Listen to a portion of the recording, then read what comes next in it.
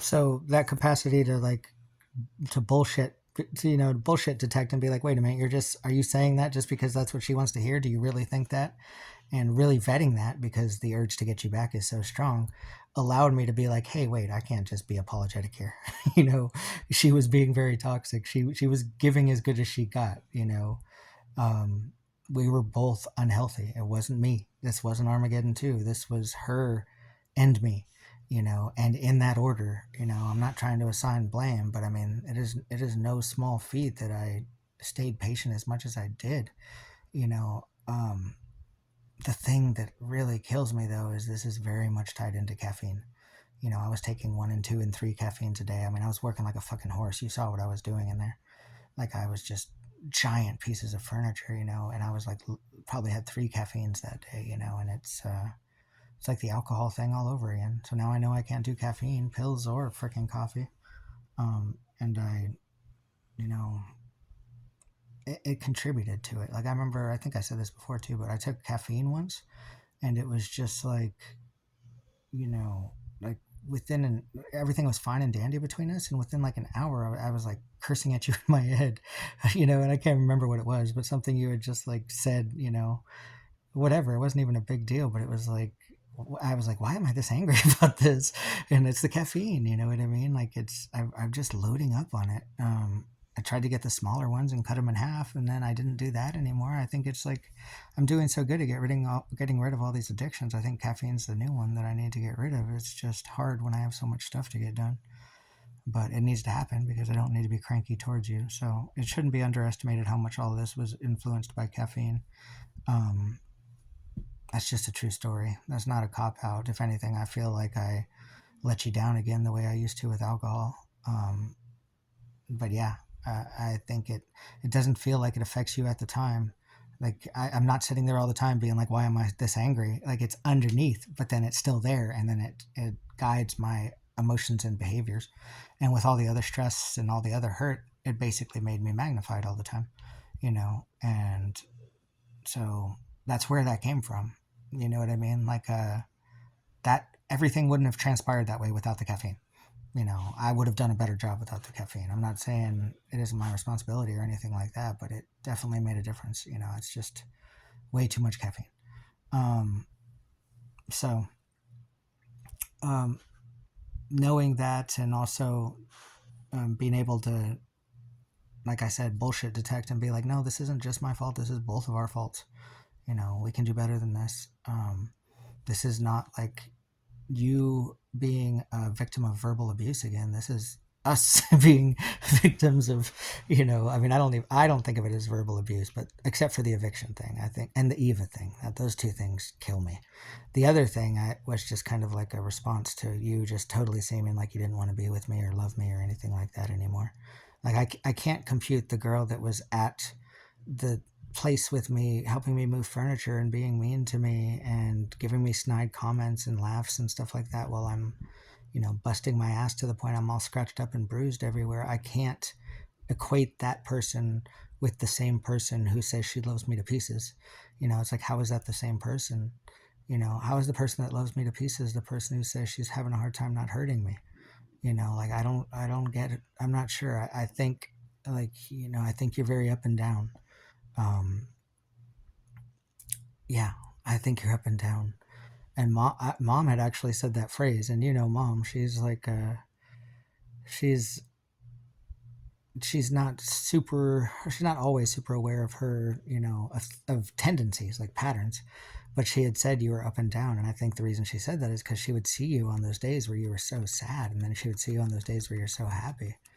And that's just another one of those things that really points to the right medicine. Like I had wondered if you had stopped your Prozac because things had gone so bad. I was wondering if that what you meant by not managing your stress, but it's like you just closed me out recently. I don't know if you were just getting ready to break up with me some way or another or what, but you just kind of we couldn't talk, and when we tried to talk, you were being toxic and mean towards me, and you know you just were maybe you were fed up or sick or just extra or whatever. But I mean, I did really good at first being like, hey, don't let's not be toxic. See, that's toxic. Don't do that.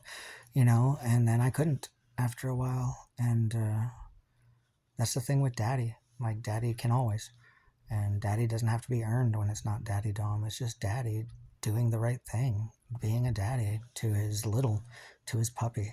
You know, what daughter or son could I possibly have that I would treat the way that I just treated you? It would never happen in a million years. You know what I mean? Like, it just never would happen. That's the kind of thing I only do with like an equal or somebody who's trying to bully me or be mean to me or attack me or whatever. Like, it's a trigger. Um, but I would never be that way with them, and so I could never be that way with puppy. Like that. I love that you thought of that. It was such a perfect freaking thing for us. I'm gonna research it and get more in depth on it, but just the mindset of it is better than.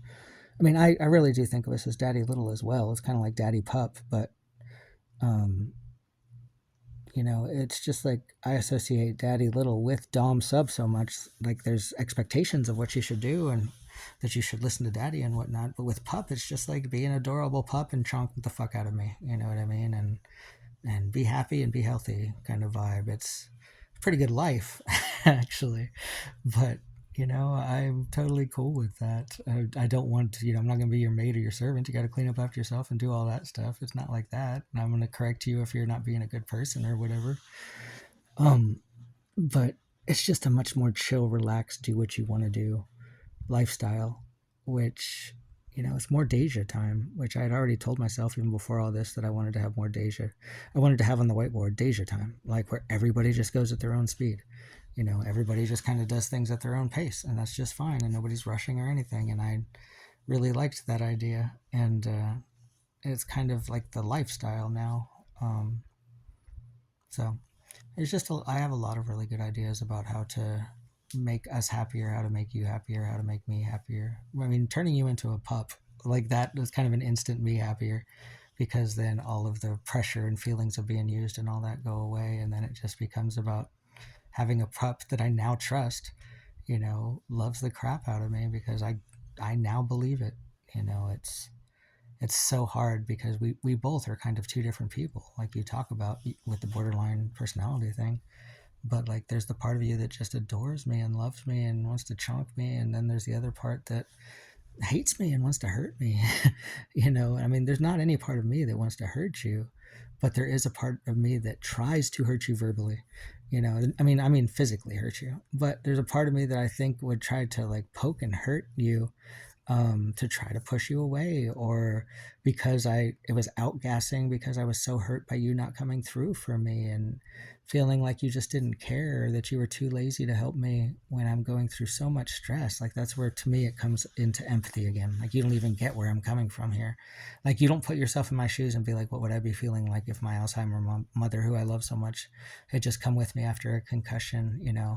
Would I add to his stress by making things about myself, or would I try to ease his stress by doing anything I could for him? Because even he's not somebody who shows his emotions as far as weakness very easily. He tries to be everybody's rock, but he's got to be hurting, right? Like, that kind of thought process would have been nice.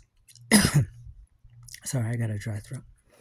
Probably because I've been tucking my tits off, but all of these are things that just, make this more durable, lastable, because I am being real about it being both of our faults, and I am addressing that. This isn't like, oh, I'm so sorry, get back together with me. This is like, oh man, I wish I would have done this a lot different and made our relationship a priority. And oh, by the way, I'm so sorry about a couple of these comments and pushing you away to the point that I probably gave you a panic attack thinking I'm always going to be leaving you, which I'm not.